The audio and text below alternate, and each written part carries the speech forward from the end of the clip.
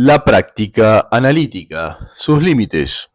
Durante muchos años y aún hoy, a pesar de las dificultades provenientes de su estado de salud, ha trabajado como analista.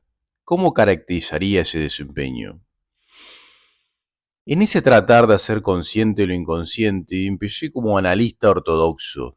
Posteriormente pasaría a desarrollar el psicoanálisis social y allí comenzarían mis dificultades con la Asociación Psicoanalítica Argentina, a tal punto que durante un lapso he estado alejado de la misma, aunque debo aclararlo, actualmente soy miembro de la APA. ¿Qué tipo de dificultades tuvo? Esencialmente con relación al aprendizaje, y creo que cierta autoridad al respecto tenía, soy uno de los fundadores. Es cierto, he dado cientos de seminarios y ya en el año 1942 fui nombrado miembro didáctico de la asociación. ¿A qué obedece la creación de la APA? Se funda en los años 40 porque estaban las condiciones exigidas internacionalmente para poder hacerlo. Esto es existencia de analistas analizados. Los fundadores fuimos cuatro: Garma, Carcano, Rapskowski y yo. Es necesario que los psicoanalistas integren esta asociación en todos los países donde los psicoanalistas ejercen su acción terapéutica. Existe este tipo de asociaciones. En nuestro país no es una obligación de tipo legal, pero estimo que es una gran necesidad para los psicoanalistas el estar agrupados. ¿Por qué? Parto de entender que el psicoanalista es un trabajador en el campo específico de la salud mental, y creo que ya es obvio explicar por qué todo trabajador debe integrarse en una asociación que lo represente. Además, pienso que no solo con relación al trabajo, sino para todo tipo de actividad creativa, la acción grupal es el camino más idóneo. En el caso de los analistas, contribuye al buen intercambio de experiencias y a un progreso tanto personal como de esta ciencia en un ámbito adecuado. También una asociación puede ejercer un debido control y registro de los psicoanalistas que se han analizado. Y esto es muy importante. O sea, para ser miembro de la APA, se requiere que el psicoanalista esté psicoanalizado, pero más aún estimo que no es correcto que un terapeuta practique el psicoanálisis sin su previo análisis. Pero ejercen. Esto ya tiene que ver con salud pública.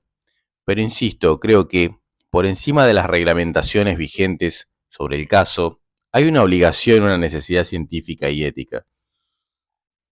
No podemos olvidar que cuando este profesional se analiza, logra el más alto nivel posible de comprensión de su propio inconsciente, y esto le servirá después como un apto instrumento científico, sin el cual estará incapacitado para un buen ejercicio de su acción terapéutica.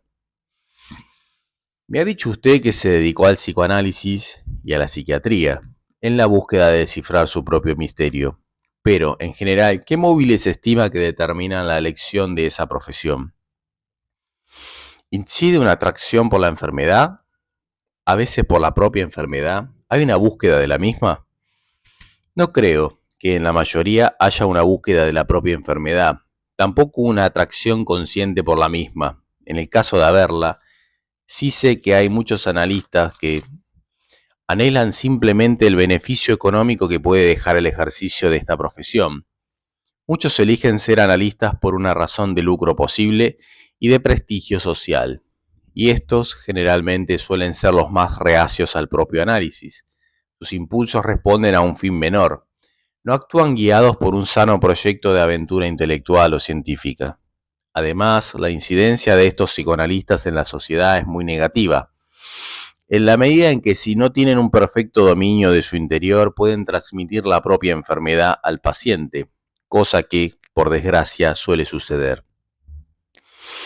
Desde su aparición en psicoanálisis se le ha hecho numerosas críticas. Recientemente y desde el propio campo del psicoanálisis se ha intentado sistematizar los principales: dramatización innecesaria, altos honorarios, estímulo selectivo de ciertas fantasías, invasión de la intimidad, reemplazo de la realidad, adulación del paciente. ¿Considera que son impugnaciones correctas?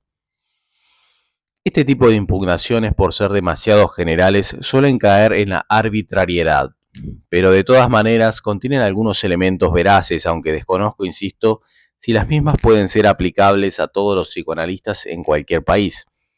Por ejemplo, la dramatización innecesaria, es decir, exagerar la gravedad de lo que le pasa al paciente, puede ocurrir con psicoanalistas neuróticos y con los egocéntricos, pero no con todos, o sea, que es una crítica limitada, hace a ciertos casos, no a la mayoría. En cuanto a que los psicoanalistas cobran altos honorarios, esa sí es una situación general y obedece a la desmedida ambición económica, algo muy frecuentemente en la profesión. El psicoanalista suele entrar en un tipo de vida que exige ganar mucho dinero, la necesidad lo va comprometiendo, necesita plata y cuando más le puede sacar al cliente mejor. No hay tarifa fija y tampoco generalmente un límite para la ambición. ¿Cree que todos los terapeutas deben cobrar los mismos honorarios?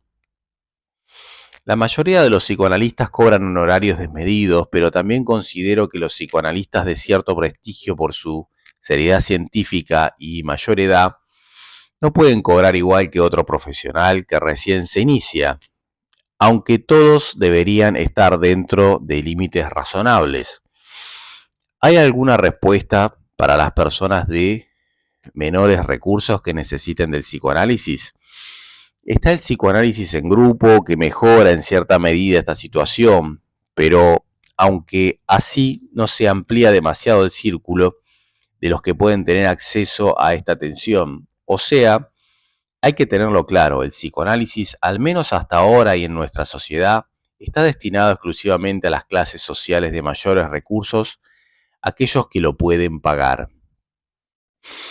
¿Cuál es su situación personal en esta realidad? Yo particularmente me jodí, no he ganado plata, siempre me acomodaba a las necesidades del paciente. Además, durante muchísimos años he dedicado casi todo mi tiempo a trabajar en el hospicio o a la investigación, pero estoy conforme de haber tenido esa actitud que fue consciente. ¿No es la suya la conducta frecuente? No, ocurre que hay mucha demanda, hay una gran cantidad de pacientes para un número pequeño en relación de psicoanalistas, por lo tanto el terapeuta selecciona cada vez más a sus clientes y aumenta sus honorarios. Pero aún así creo que esa actitud mayoritariamente mercantil no le quita prestigio al psicoanálisis. Tiene que ver con una clase de terapeutas que podrían ser cambiados o no con la ciencia. Y en un nivel inmediato, práctico, que manejan muy bien los psicoanalistas, el negocio no corre riesgos. A pesar de todas las críticas sobre este aspecto, es muy difícil que el terapeuta pierda a sus clientes. Volvamos a las otras críticas. ¿Cree que el psicoanalista selecciona o juzga autoritariamente las fantasías del paciente? Estimo que suele darse todo lo contrario.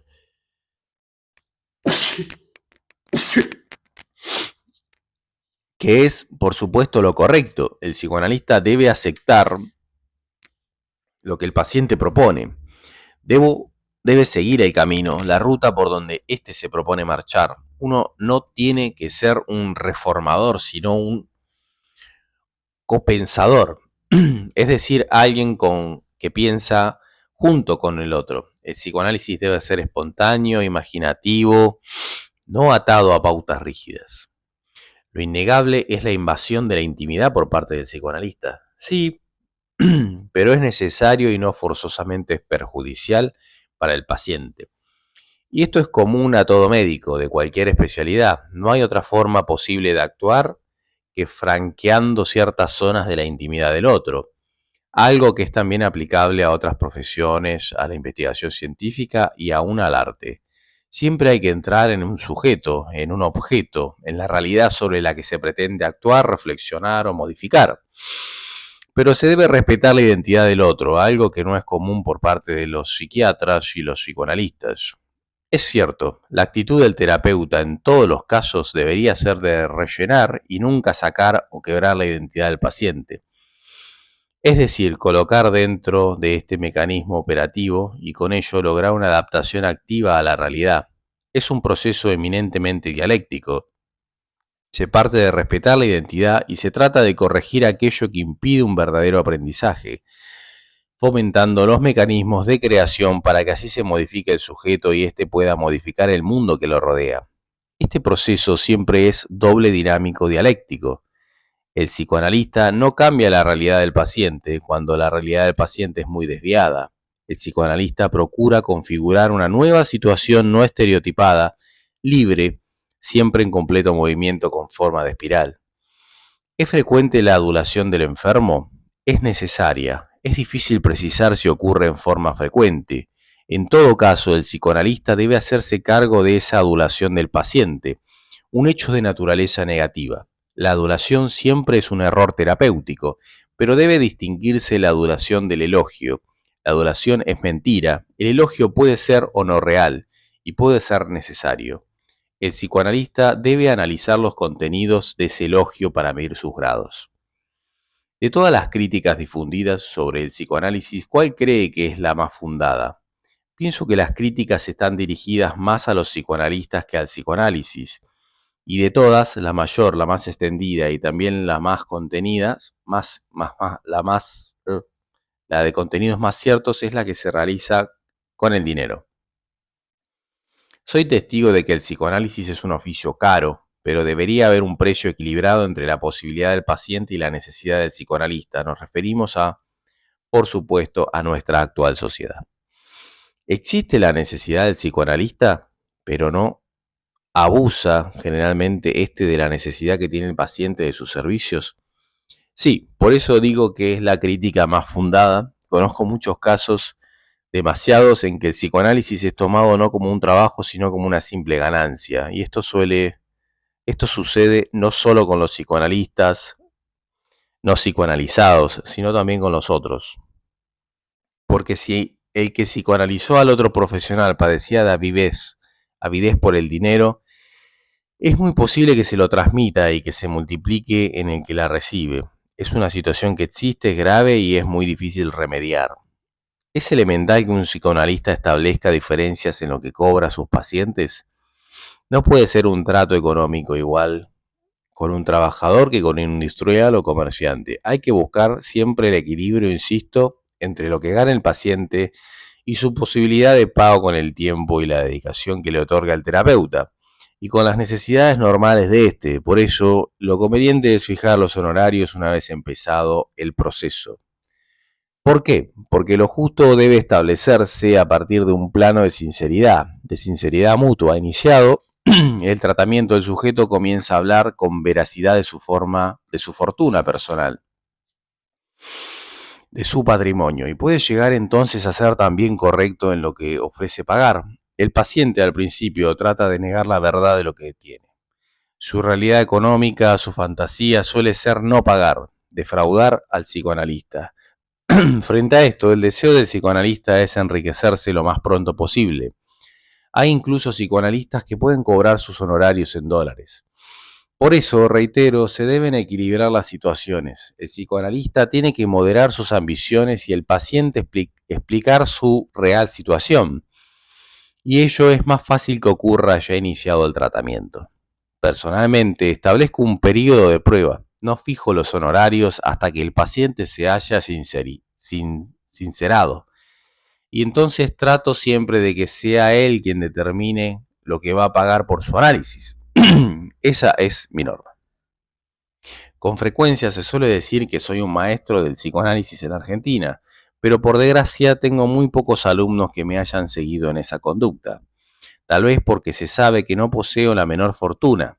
Yo, con más de 30 años de trabajo, soy dueño de muy pocas cosas. Incluso no podría dejar de trabajar. Debo hacerlo si quiero vivir o aceptar la ayuda de mis familiares y de algunos amigos, si es que estos pudieran hacerlo.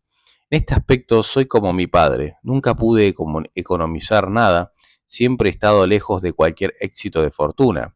¿Le pesa eso? No, en absoluto.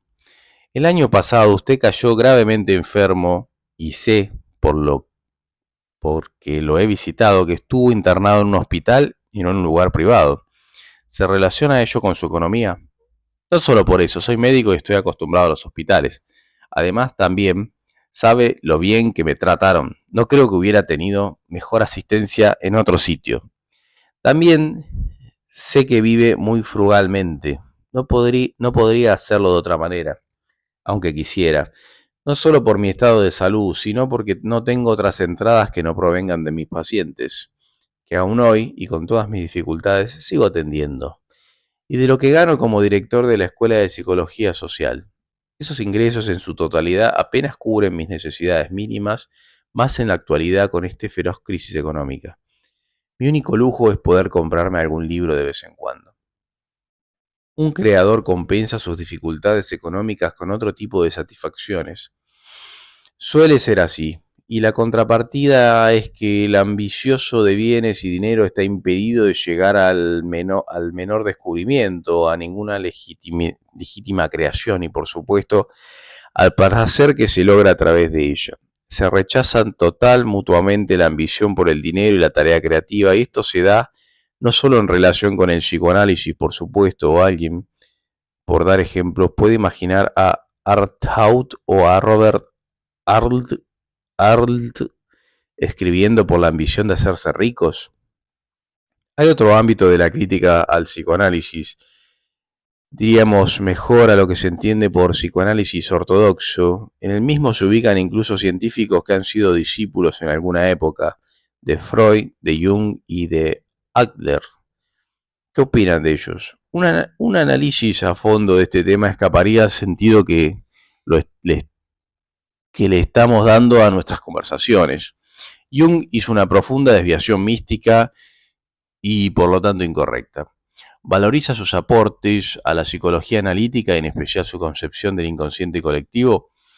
Son muy valiosas todas sus investigaciones referidas al inconsciente colectivo, aunque muy mal expresadas, y respetándolo como figura intelectual no he tomado nada de él para nutrirme. Pienso que su desfasaje místico invalida sus aportes.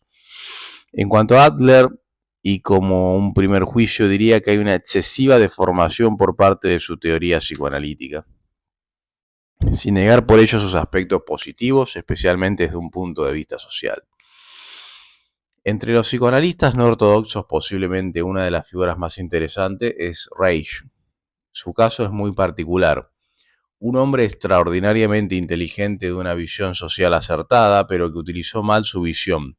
Lo prueba su expulsión de la Asociación Psicoanalítica Internacional. Era lo que se dice en criollo un desbocado. Aún así, me impresionó siempre su facultad de captación de los fenómenos sociales. ¿Considera a Reich como integrante del campo de la psicología social? Sí, él ha hecho la tentativa, sin duda una de las más serias, de buscar los puntos de unidad entre el psicoanálisis y la teoría social. Ha tendido verdaderos puentes. ¿Cree que es factible producir esa síntesis entre la teoría psicoanalítica y la social? Pienso que sí. Más aún pretendo haber logrado esa síntesis en varios aspectos. También Reich, por supuesto, en su actual estado, la psicología social es una ciencia que toma elementos del psicoanálisis, la mayoría insinuados ya por Freud, y también toma elementos del marxismo a los que integra en toda su metodología. Precisamente un pensador social, Gramsci, y retomado con esto en cierto modo el tema específico del psicoanálisis, afirma en una de las cartas que envía desde la cárcel de su cuñada que solo son los llamados socialmente humillados y ofendidos los que deben servirse del psicoanálisis, ya que son quienes más sufren de problemas de inadaptación a la vida moderna. Lo que no pueden hallar en un mundo en crisis, la serenidad perdida, y que al contrario una persona de cultura debe ser el único y mejor médico psicoanalítico de sí mismo. ¿Qué opina de estas afirmaciones? Siento un gran cariño y respeto por Gramsci, pero por supuesto no comparto en su totalidad esos conceptos. Creo sí que el psicoanálisis es un instrumento idóneo para combatir los problemas de inadaptación o adaptación pasiva y las distintas crisis derivadas de sus dificultades de aprehensión de una realidad cada día más compleja y conflictiva. También pienso que Gramsci está en lo cierto al afirmar que esa clase social que con su lenguaje romántico podemos llamar de humillados y ofendidos, es la que más sufre esos problemas y por lo tanto la más necesaria de psicoanálisis. Pero rechazo sus otras afirmaciones. En primer lugar, todos sin excepción somos hombres de cultura, aún en el sentido que entiendo que le da Gramsci a esa afirmación. Este elemento activo también puede sufrir una crisis y en psicoanálisis es un instrumento de curación con independencia de su clase social y de su rol de la sociedad. Cualquier hombre puede padecer de neurosis o de psicosis o de cualquiera de las formas que asume la enfermedad mental. Y el psicoanálisis es útil para resolver estas dificultades sin excepciones o diferencias. Como es útil una aspirina, son distingos sociales o ideológicos para combatir un dolor de cabeza. Pero no solo para los estados de crisis. El psicoanálisis también es idóneo para ayudar a que se dirija mejor su visión hacia el mundo y lo hace más creativo, sea cual fuere el campo, manual e intelectual, en el que desarrolla su experiencia. Además, ningún hombre puede por sí mismo llegar al fondo de sí, y esto sucede más allá de la capacidad intelectual, de la valentía y de la honestidad del sujeto. Las resistencias son inconscientes y para superarlas se necesita alguien de afuera que las pueda marcar. Y un psicoanalista con mucha experiencia, usted, por ejemplo, puede ver a fondo sus problemas o también necesita del otro. Puedo verlo yo mismo bastante más que cualquier individuo que pretenda hacer su autoanálisis, y ello simplemente porque soy un psicoanalista con muchos años de trabajo y estoy psicoanalizado. Lo he vencido en gran parte mis resistencias internas. Pero ¿puede percibir realmente esas resistencias? ¿No escaparán ellas? ¿No se camuflarán para evitar la técnica del reconocimiento ya codificada que el analista utiliza consigo mismo y con los demás? ¿No vivirán y actuarán de otra manera? Si yo me guiara solamente por el autoanálisis, también podría equivocarme y mucho. Por eso tomo referencias exteriores, por ejemplo, mis propios libros, mis investigaciones que me sirven de guía. Asimismo, me ayuda y en alto grado la actividad creativa, es decir, construirme otra personalidad que actúe sobre mí. Tengo una ventaja en relación a otros intelectuales, por ejemplo, Gramsci, que deviene del dominio de una técnica específica. Pero reconozco que hay situaciones en las que me engaña mi propio inconsciente, a veces se me escapa, tal como usted lo plantea. Mi dominio sobre él genera un tipo distinto de resistencia, un ocultamiento mucho más profundo en estos casos en el que no puedo llegar hasta mi fondo. Ocurre que yo también me jodo, pero pasado el momento sucedido el hecho lo puedo objetivar y darme cuenta entonces de cómo he actuado sobre mí. Vuelvo en cierto modo a una cuestión sobre lo que ya hemos conversado. Admitimos el valor del psicoanálisis y su muy especial utilidad en los grupos sociales para humildes y numerosos, pero nos encontramos en una gran falta de analistas y con las deformaciones de fondo ideológico. De casi todo ese pequeño número que existe, esta situación va a seguir constituyendo un abismo insalvable. Pienso que en nuestra sociedad ese problema de los psicoanalistas, su escasez y deformación, tiene muy pocas posibilidades de ser resuelto. Y mientras existan diferencias de clase evidentes, más notorio se vuelve el problema. Pero asimismo, esa situación ayuda a poner en claro la necesidad de operadores sociales, que es lo que propongo con mi escuela. Trato de instrumentar operadores sociales que puedan influir en la comunidad, más bien para prevenir la enfermedad que para evitar la catástrofe. Esa es la función esencial que tiene la escuela. He partido de la gran apetencia, mejor dicho, de la gran necesidad de operadores sociales, y así como el psicoanálisis debe contribuir a desalienar a un individuo, tarea muy respetable, pero limitada por su naturaleza y por su imposibilidad insalvable de responder al alto grado de necesidad vigente. Un terapeuta social trata de desalienar al grupo, la incidencia es mayor y a la vez marca el límite de todo terapeuta u operador. Esto no puede desalienar a una sociedad en su conjunto. Ese profundo cambio es necesariamente estructural y requiere una acción totalizadora, política e ideológica. Esto no invalida que los operadores sociales contribuyan eficazmente al cambio, tratando de incidir muy concretamente en la comunidad a través de los grupos que desalienan. Mayor incidencia en esta tarea de desalienación grupal y colectiva, y por lo tanto también individual, tendría un auténtico líder político. Claro que sí, hay personas que pueden incidir con sus actos en toda la sociedad, en su alienación o desalienación. Su influencia está en relación directa con el poder de que disponen. El grado máximo lo representa un líder político de las masas.